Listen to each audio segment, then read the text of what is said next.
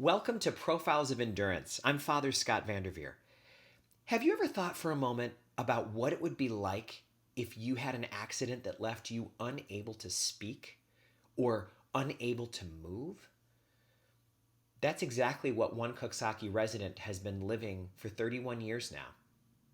Alison DeFrancesco was in a traumatic car accident one day before the first day of school, her senior year. And for the past 31 years, she has been confined to a wheelchair and has been unable to speak. This incredible conversation with her mother and her niece gave me such insight into the virtue of endurance when it's brought to the kind of situation that cannot be escaped, even for a moment. Listen to this incredible opportunity for us to glean the wisdom of a mother who's received the call that none of us want to get, and a niece, her granddaughter, who has learned so much from her beloved Aunt Allie. I am joined today by Marie DeFrancesco and her granddaughter Genevieve. And of course, during these COVID-19 times, we're not joined together in person. We are together in 3 different locations in Coxsackie. I'm at the parish rectory. Marie is at her home where she lives with her husband and daughter Allie. And Genevieve is at her home just a block away from where I am. So I welcome you both with us. So grateful for your presence here today. And Marie, let's start by hearing a little bit about your family. Tell us about the DeFrancescos, your husband and your children. Well, Fran and I have been married, I think 53 years. We have 3 children. Mark is the oldest, then Katie, Mary Catherine, and Allison is our youngest.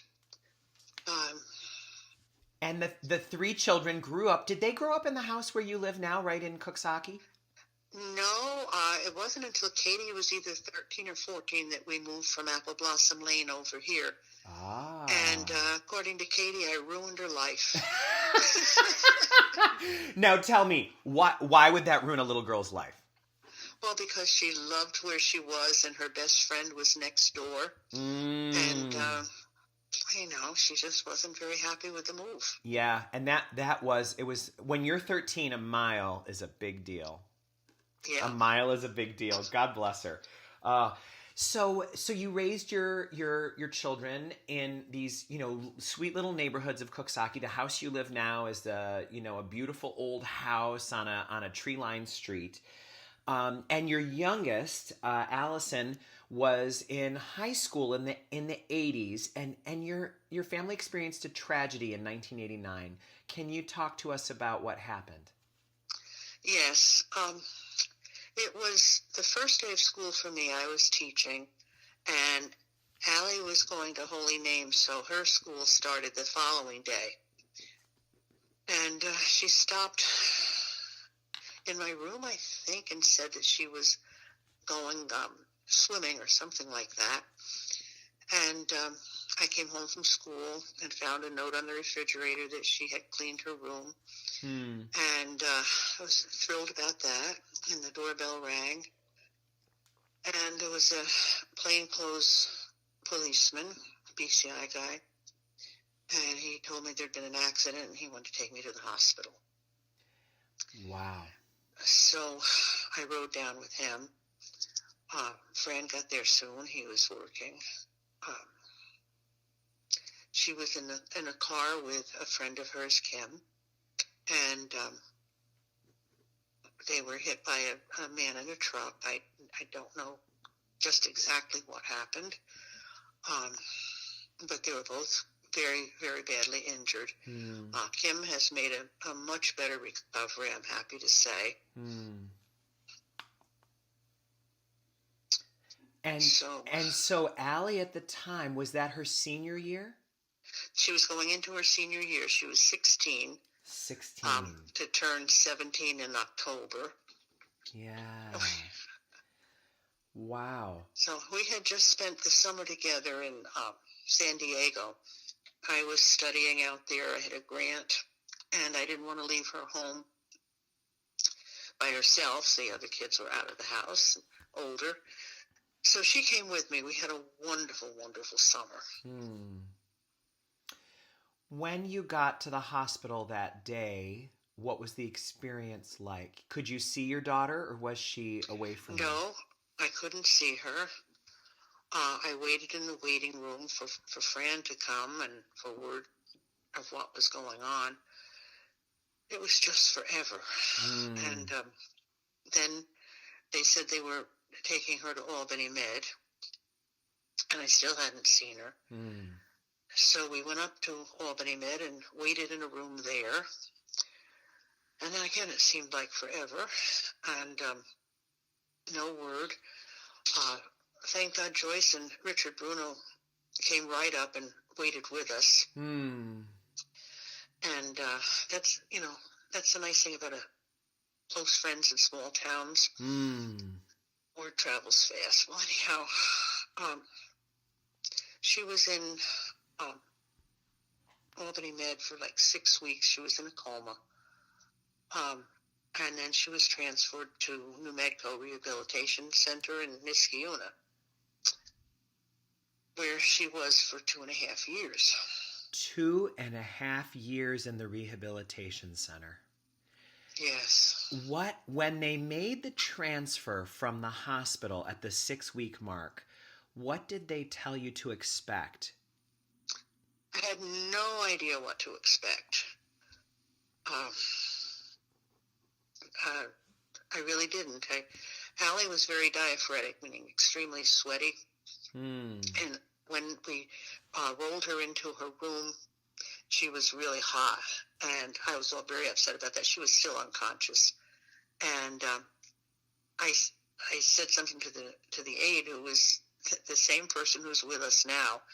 I said, I don't know, she's all hot. And she said, well, let's turn the air conditioning on. And I felt like, oh my gosh, yes, something can be done. But it was a long, long time. I kept expecting, whatever I knew of coma was that she would wake up all of a sudden, and say, hi, Mom. Yeah. But it wasn't like that. It was a very gradual, almost imperceptible changes that, and of course, like most institutions, nursing homes and rehabilitation centers, there were times when they were short-staffed, and it was always a worry. So I don't think we left Allie alone there ever. We stayed all night with her. The second year I had to go back to school, so I would go after school. Fran would come after that, and I think she was alone at some points, but not for very long. The kids were good about helping. Katie came home from college, and Mark and his wife came home from Syracuse. And they helped. People took turns spending the night with her. My nieces did. So she wasn't alone. What kind of situation would you be in staying with her 24 hours a day? Was there a bed for people to stay in? What was it like for you doing that? Well, for a long time, there was an extra bed for most of the time that we were there. And they had told us we could use that extra bed to lie on if we were spending the night. And it wasn't until the last couple of weeks that they had to put somebody in that room along with her. So it was just wonderful. I mean, as far as that goes, they were very kind. We had our meals with her in the dining room, with or without her. For a long time, she wasn't even able to go to the dining room. But then my friend Angela, who was a school teacher from Germantown, from Hudson was where she taught, had come out to visit us in San Diego, and she and Allie had formed kind of a bond. So Angela, every time she came, she would bring Allie an elephant. So people thought Allie liked elephants, and she ended up with quite a collection.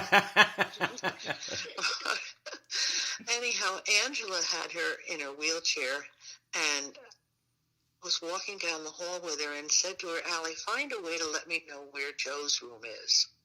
And she said, Allie just nicely turned her head and looked at Joe's room. Oh, my. And she said, Marie, she's conscious. She knows what's going on. So then she started the idea. We had a post we put on the tray on her wheelchair, and it said yes and no on it. And she was to look up for yes and down for no. Oh. And for a long time, that was our only communication with her.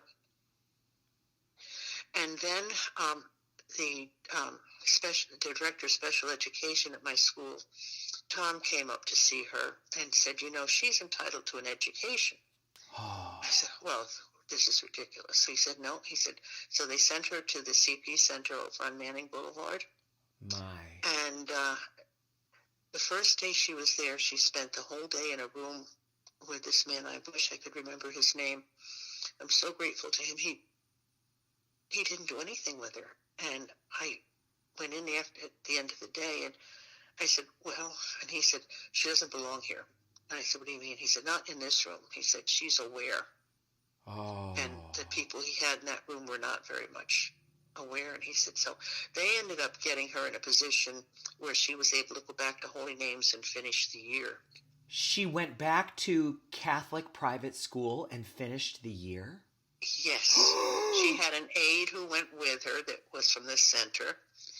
And, yes, that was wonderful. What a As matter of miracle. fact, she even went to her graduation. Oh, my goodness. And then since then, she's earned 30-some college credits, always with the help of an aide and with a lot of communication devices. And oh, that's it. That is a miracle. Never in those first 6 weeks could a mother imagine that. no, but I kept waiting for her to recover, Wow. to get entirely better, to talk, Yes. and that just never has happened. What did you do during that period of time we're talking about to get through the days? I don't know if it makes sense to ask, how did you stay positive? Because no one would expect you to be positive. But how did you get through the days and the nights of that time? I think I was blessedly ignorant. I kept having this hope that she would recover fully. And people would come and pray for her. And this is a terrible thing. At one point, I felt like my faith wasn't strong enough. If I was asking for a miracle, I had to believe. And clearly, I guess I didn't. Oh. Not enough. I'm so grateful you shared that, because I think a lot of people can relate to that, feeling that if they had enough faith, then whatever it is they're praying for would come to be. And so that is an extra level of sadness for you that you had to endure, because you thought you were somewhat responsible for her not having a miracle. Yes. What a hard...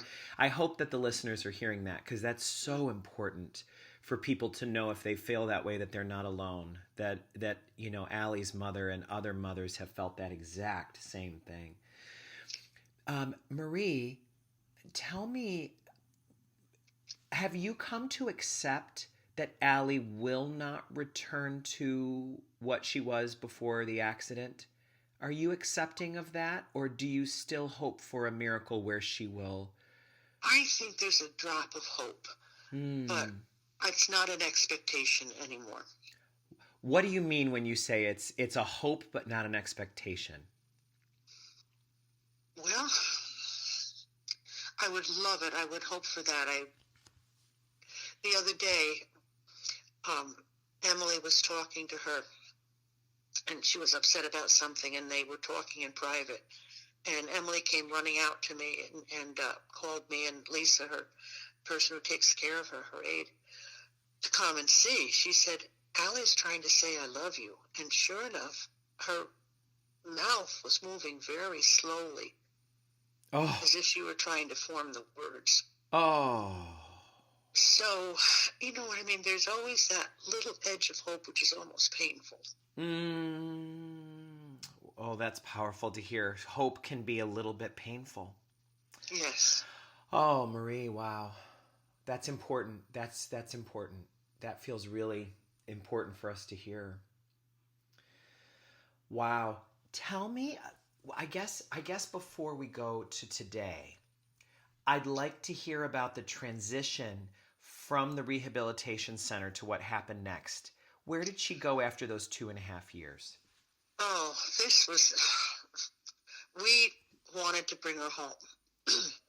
And I just couldn't figure out how we were going to do that. And Fran and I were both determined to make it happen one way or another. And she was allowed to come home on visits on the weekend for, for a few hours. And her bedroom was upstairs. It's a 2-story house. And there was no way we could get her upstairs. And we decided the only possibility was to put an addition on the house. And we didn't know how we were going to do that. And all the equipment and everything was very, very expensive, and we didn't know how we'd do that. But it worked out. And we found a carpenter who was very generous with his time and with his charges, and he built the room. And my brother and Lisa's husband, Bobby, built the deck on the room. And she has her own bathroom with a tub that accommodates, a stretcher that goes into it and has jacuzzis. It's turned out to be just the right thing for her. And it made it possible. But there was a long time where I was just so worried about money. Oh. It was so, this is going to sound very strange, but I had another friend who gave me an airline ticket anywhere I wanted to go.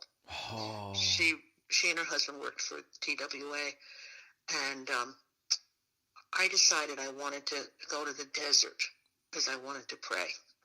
Wow. So I asked Father Tom Heine, do you know any desert retreat houses or anything? And he said, well, no. He said, but my friend Rupa, who I also knew, is out in Arizona, and why don't you give her a call? So I called her, and she said, well, if it didn't have to be a Catholic retreat house, she knew just the perfect place.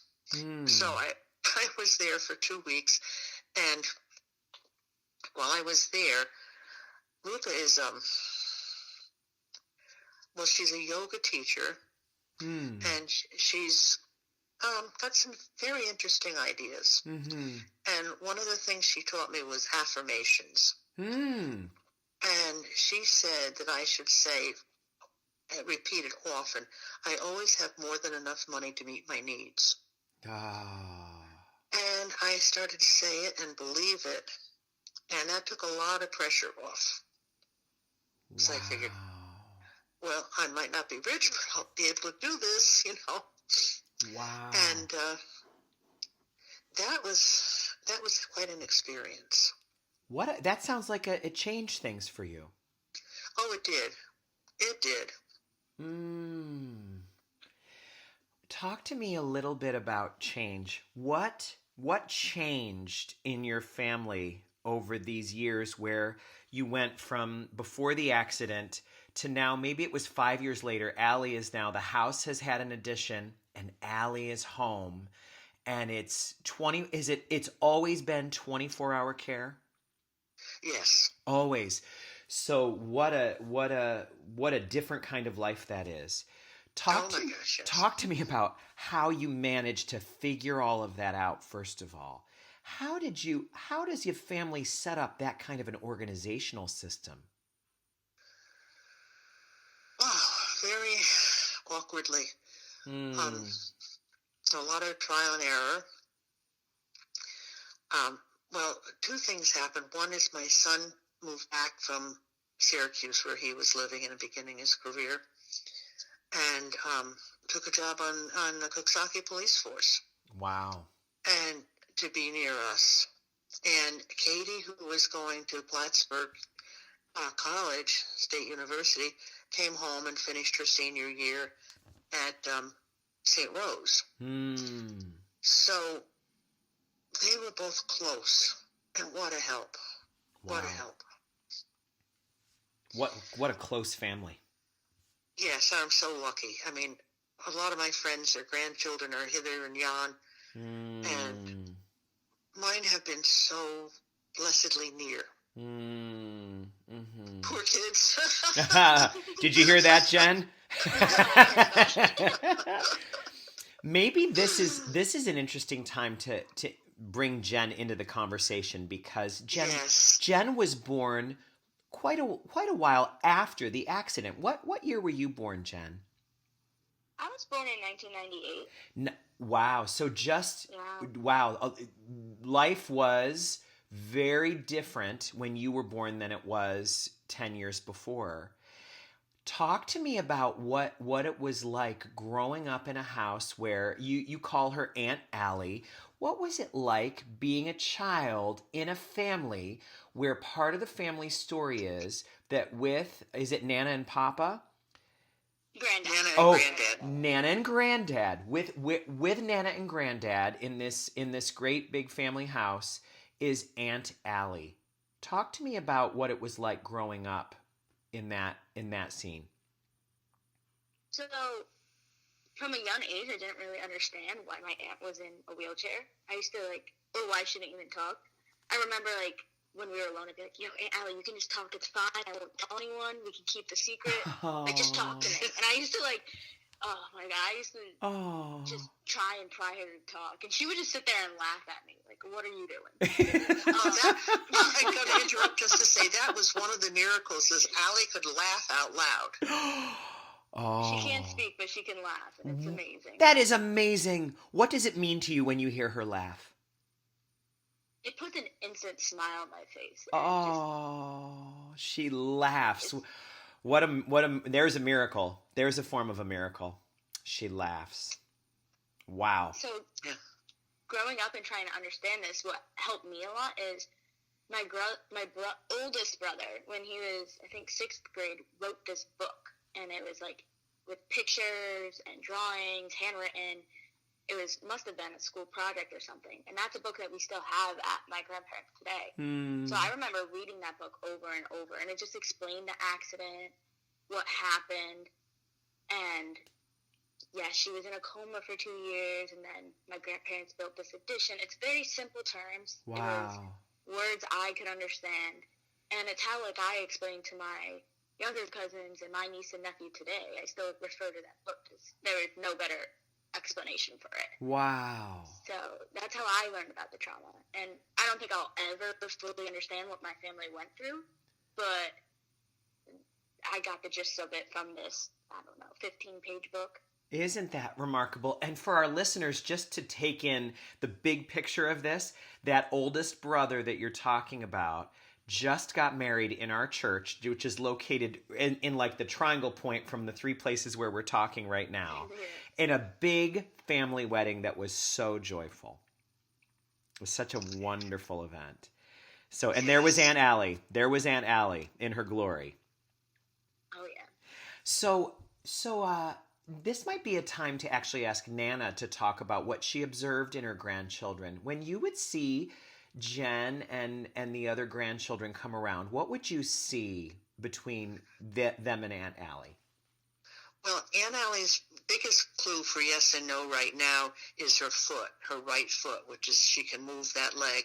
And so they would talk to the foot. I mean, they'd stand at the foot of her wheelchair and say, "Aunt Allie, can I have a piece of your candy?" And she'd lift her foot, she'd say yes. But Jen was just so amazing. Jen was eating dinner one night and food was dripping out of her mouth. And we said, "Jen, what's the matter? What are you doing?" She said, "Oh, I'm Aunt Allie." Another time, Jen is going to kill me, but she was on the bed covered with a blanket. And I said, "What are you doing?" And she said, "I'm going to the bathroom." She was on the bedpan.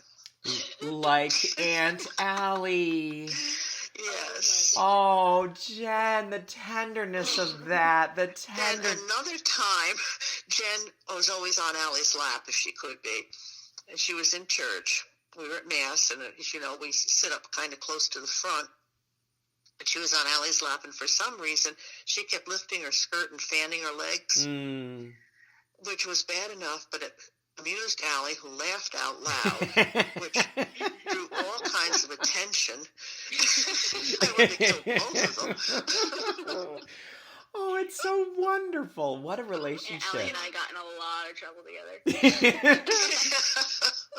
And whose fault was that, Jen? I antagonized it. I egged her on. We got along great. I was just, from a young age, I wanted to beat her, which sounds strange. Like, why would I want to be the person in a wheelchair? But I was just, like, wanted to see what life was like in her eyes. Wow. What's going on in her mind. And so I remember taking baths with her. I don't remember flashing the priest, and I don't remember going to the bathroom on a bedpan, but I do remember taking baths with her, and those poor aides, taking care of my aunt and then me. I would go a day without talking, which is huge for me, if you know. Yes. You would want to experience a day without talking so you could experience Aunt Allie's life.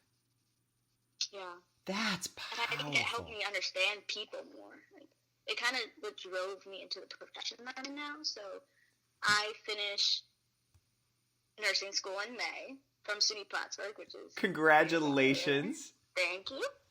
And it just, seeing my aunt's story and the people that came in and took care of her day after day and the love they had for her inspired me to want to give back to other people. Oh, and my. So it's a large part of how I view people and even my patients. Like, they're more than their illness. They're more than the disease. They're more than a person who's confined to a wheelchair. Get to know the person more than their disease.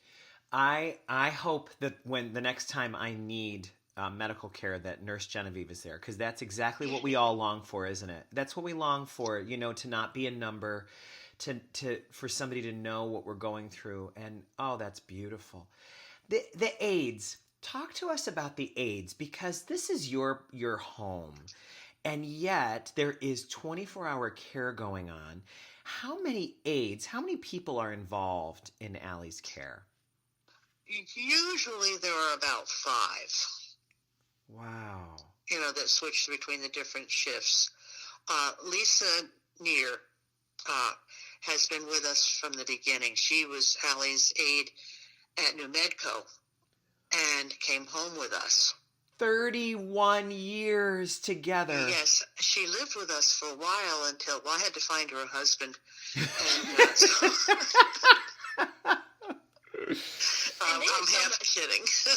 I love it. There's so much more than aides I'd like to add. They're like part of our family now. Like Lisa, we call her Aunt Lily. She's been around as long as before I was born. So these aides are more than just people who come and take care of my aunt. Oh, yes. Everyone can testify in our family to that. How? And we've had some wonderful, wonderful people become part of our family for a time.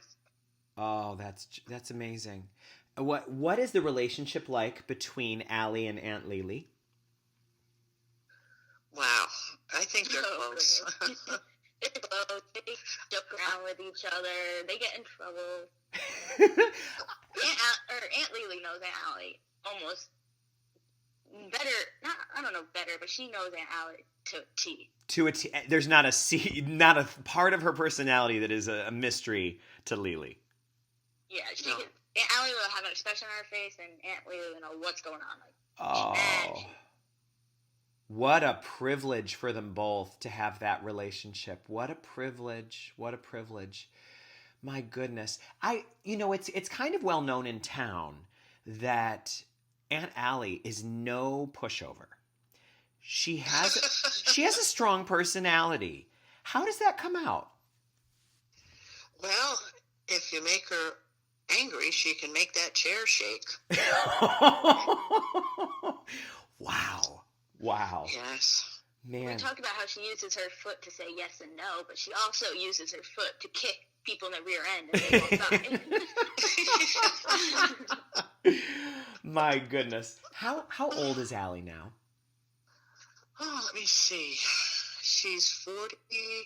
She was born in 72, 48. 48 years old. So the time you've had, very few people get to spend that much time with their children. And that most children move out at some point, in their late teens or 20s. And so you've had all of this time with her, and it brings up a story that I am cautious to bring up because it's so personal, but I think our listeners will be so enriched by you sharing this, and it's such a mystery. Talk to me about the story of Allie meeting God and what that encounter was like. Oh, this is a story that was told to me by her speech therapist early on when she was still at the Center for Disability Services at the Cerebral Palsy Center it was then. And they were using a Canon communicator, which we don't use anymore. There's always a chance that you can manipulate what you want her to say because you have to hold her hand when she, points to the letters. But anyhow, this therapist was very, very good at conversing with Allie, and usually she was right on. So anyhow, she told the story of asking Allie if she said, you almost died. Did you meet God? And Allie said, yes, I did. And she said, well, what was that like? And she said, he asked me if I wanted to stay or go back. And she said, I want to go back. I want to wait for my mother. Oh, I want to wait for my mother. What does that mean to you? What is she saying? She's going to be here as long as you're here. I think so. Wow.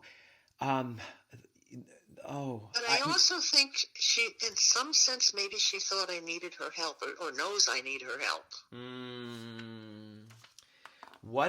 If that's the case and she had the chance to go to heaven but chose to stay here, what an amazing choice that she made. And what an amazing choice, because staying here is the correct term for her condition quadriplegic? Yes. When you're and mute. That's not an easy. She knew that. Oh, wow. And that's what I think anyhow, and it'd be hard to. What does that do to your faith? How has your faith changed because of this? Well, Richard Rohr, Father Richard Rohr, I don't know if you're familiar with him or not. He's a wonderful author. He writes. Yes. Well, I read something of his recently where he said he was talking about his own experience with illness. And he said it came to him, the story from the Old Testament, from when Moses was talking to God, and he said to God, show me your glory. And God put him in a cleft in a rock and covered his face with his hands and passed by. And then all he saw was his backside. And Richard Rohr said, I feel like when I was going through this experience, I was seeing only the backside of God. Oh. And I think, he wasn't aware that he was with him until it was over. Yeah. And I kind of feel that way a little bit too, that there were times when I felt abandoned. I felt, I think I told you I was waiting for a miracle and it didn't happen. Yes. And now when I look back and I look at all the support and love and help and everything that I had through all of this, God was there. Oh. I mean, all those days that we were coming home from the rehab place at night, most of the time there would be a meal waiting for us. Wow. There was just amazing, people's generosity. And you, of course, yes, go ahead. I have the two Kates, two Kates to thank for that too, because in the beginning, when the accident first happened, we didn't have an answering machine. My brother bought us one because people were calling and we were missing the calls. And so my daughter Kate and my daughter-in-law Katie Mm. got on the phone and heard all these messages and left a message of their own. So that when people pick up the phone, they said, we appreciate your love and prayers and concern, but we also like baked goods. Oh my goodness. I love it. I mean, it was so embarrassing at the time, but now I think, that gave people something to do, some way to show, Oh. And for us to feel the caring. How beautiful. I've got an idea, Nana. What do you think during COVID-19, can they put on the outgoing message, we love your thoughts and prayers and we love toilet paper and hand sanitizer. So if you want to drop that by, I think we can all relate. We can relate. So Nana, you bring up something powerful, and I think it would be good for maybe Jen, who's in the nursing profession, to also speak to this. There are people listening right now who have a loved one who is going through hell, who just had a child in an accident who's in a coma, or who has lost someone they can't bear to live without, or has got a diagnosis either for themselves or someone else in their life that is just absolutely overwhelming. And you are someone who has gone through days and months and years of trial. What do you say to someone who says, I want to help this person? My best friend from college, say, is going through this, or my sister's going through this with her family, and my family isn't in that position.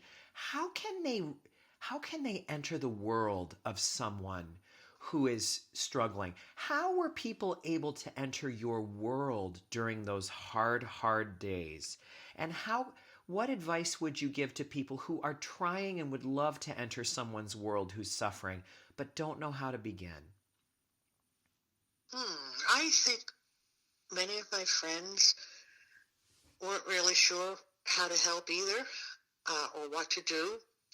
But God bless them, they did something. They called, or they sent a note, or they showed up. All these little... Yes, Jen. I'd like to add that, especially during these times, if a text is what you get nowadays, or an email, I think, in my opinion, the most heartfelt thing to do at that time is maybe a handwritten note. Just even a card. Yes, a handwritten note is wonderful. Mm-hmm. And honestly, it says a lot. Hey, I'm praying for you. That.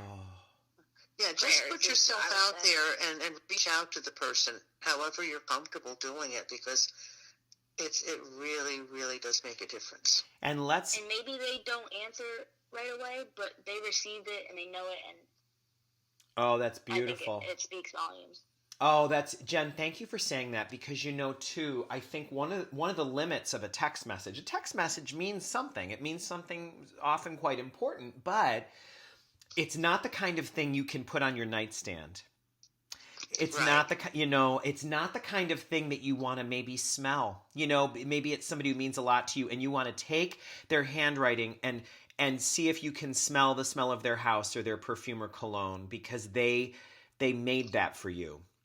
And that strikes me as very powerful. And it also strikes me as especially powerful coming from somebody of your generation.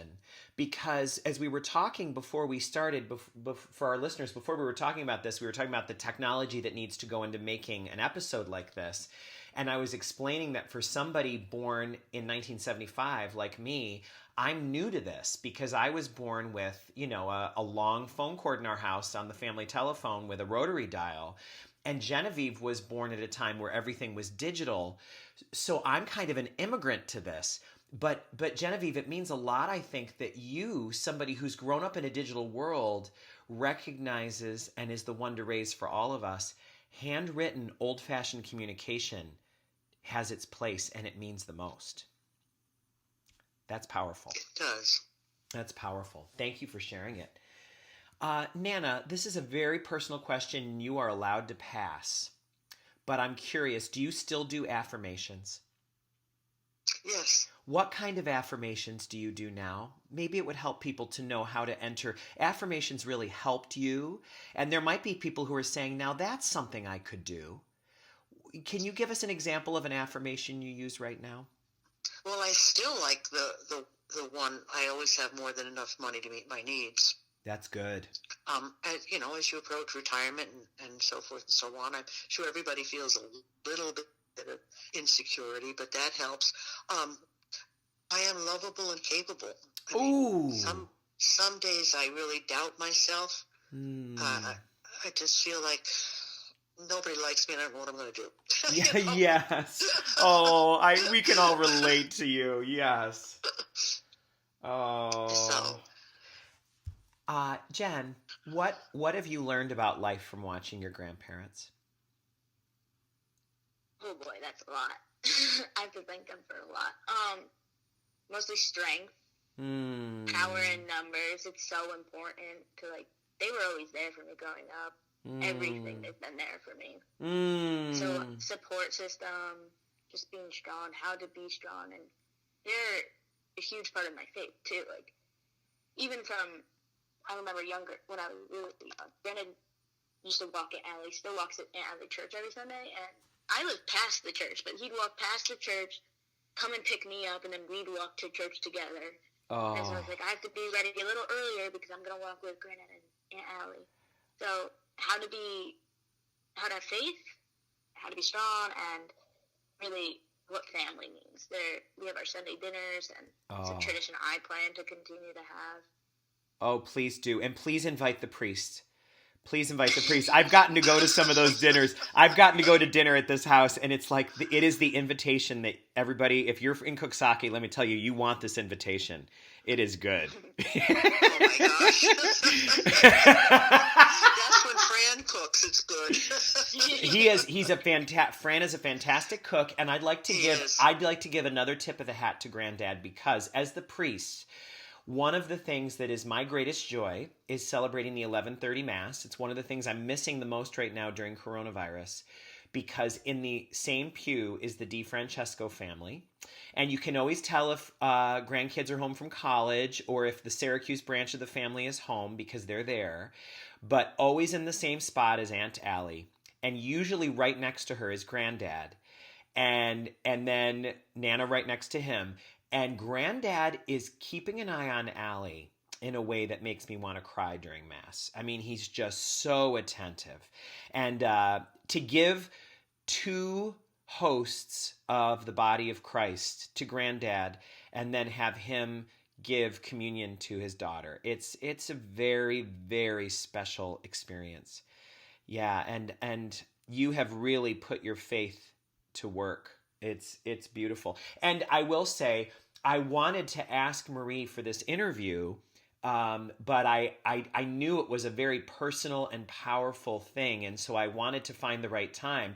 And of course, the right time came when I popped into church one day, and of course she was there, because faith is just so central in the lives of this family. So I'm so grateful for that, and I'm so grateful that you said yes. I'm so grateful.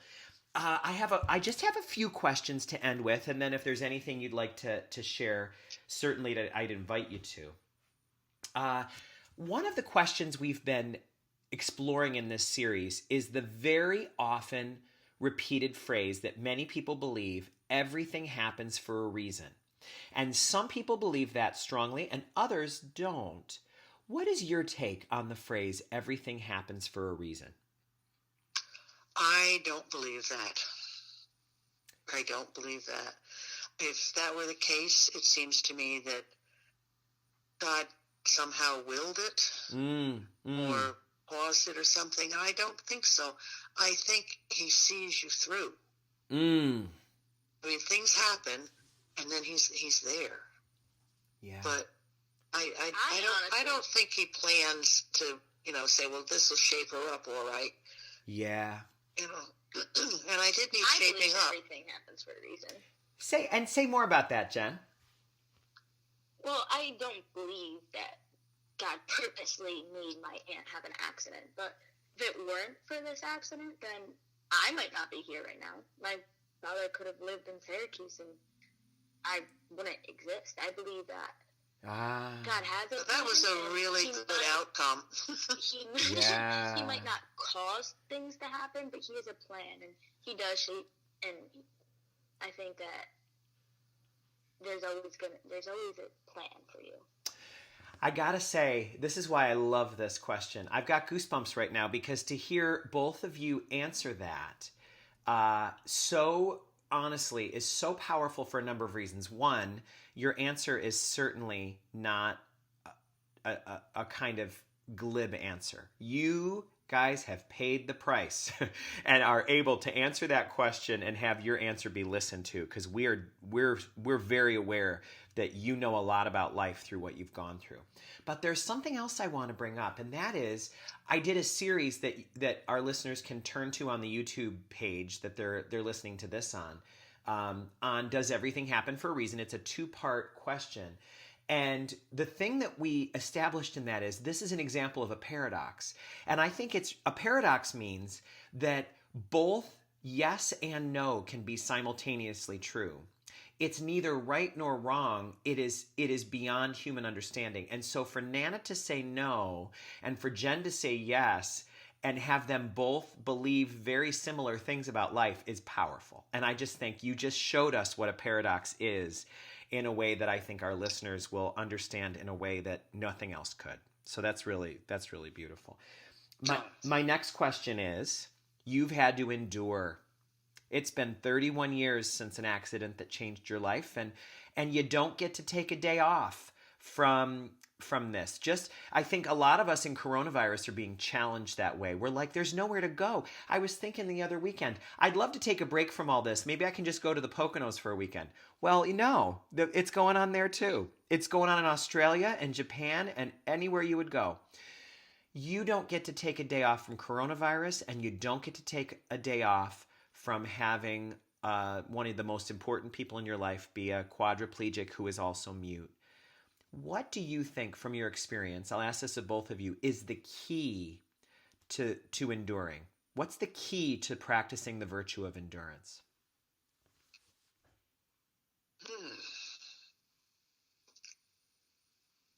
I'm not sure. Something I have learned is asking for help when you need it, whether that be through prayer to God or through family or friends, and just trying to bring myself back and take a step back, see the big picture. And the other thing that I think of right away is love. I don't know. I think I love Allie and my family so much that it just makes sense to stick it out. I always try to remember too. Aunt Allie doesn't get a day off of it. Oh yeah. I always bring myself. I always have since I was younger into her shoes, and I'm like, imagine how hard it is for her to go through that. Oh, it's yeah.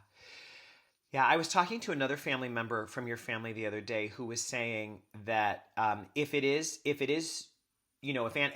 Allie had the chance, she met God, and she said, no, I'm going to wait for my mother. I'm going to stay here. What your loved one said was, I hope time goes faster for her than it does for us. It would be nice if she doesn't experience a year feeling as long as it does for us, because she endures every day, like you said. Yes. And I thought that was a very compassionate way to say it. The last question is... finally! Man, this priest never stops. He just keeps going and going. What are your best hopes for what life could be like after coronavirus? You who have endured so many other things, I'll ask this of both of you again, what do you hope will be true about our life after coronavirus is a memory? One of the things I notice is that people are looking for something good. I see it all the time on television. They're putting stories on about people who are helping other people. We're working together as a parish. Our people are helping other people and looking for the best that can be. And I'm hoping that lasts. Mm-hmm. I agree. To go off of that, I think we're united right now. And I know my faith has been stronger in recent days, and everyone's trying to help out each other. We're always looking for ways to help, and I hope that stays the same. I am reaching out to each other. I hope that's something that we continue to do post-corona. What a beautiful, beautiful hope. Yeah. Exactly. Good work, Jen. Oh, you done good, Nana. I'll tell you, you're doing a good job with this generation. So you know what I'd love to do? They are wonderful. They are wonderful. And I mean, I get to see a lot of families, but I will say this, for those listening in Coxsackie, there'll be many people who listen to this who will never have the pleasure of meeting you, but for those in Coxsackie, we all admire your unity and your connection to each other. So thank you for modeling that for us.